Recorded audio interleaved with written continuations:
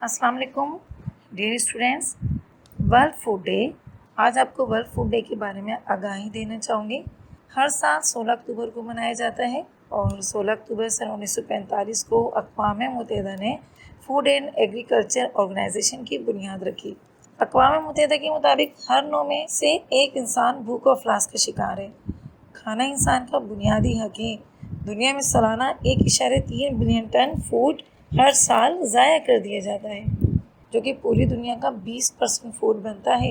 इसकी वजह बीमारियां, कुदरती आफात, ख़राब मौसम, सैलाब जिससे फसलें तबाह हो जाती हैं, इजाफी पैदावार, होटल्स या रेस्टोरेंट में भी बचा हुआ खाना ज़ाया कर दिया जाता है। तो बच्चों, पाकिस्तान में अब तक सैलाबी सूरत हाल से 1700 अफराद जहाँ वहाँ खो चुके हैं और 10,000 से ज़ायद ज़ख्मी हुए हैं और लाखों लोग बेघर हो चुके हैं, जिन्हें रोटी, कपड़ा, मकान की बुनियादी ज़रूरत भी मैसर नहीं है।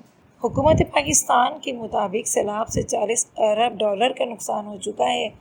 हम वर्ल्ड फूड डे के दिन चैरिटी कर सकते हैं। मज़ीद आगाही के लिए किसी फार्म या डेयरी फार्म पर विज़िट करके देखिए, आपको फ़ूड की अहमियत का बखूबी अंदाज़ा हो जाएगा कि किस तरह फसलें बनने से लेकर आपकी प्लेट में खाना आने तक कितनी मेहनत लगती है, जिनका हमें अंदाज़ा ही नहीं है।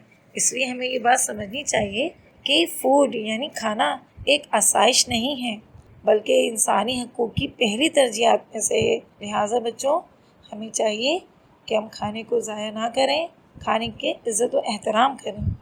शुक्रिया।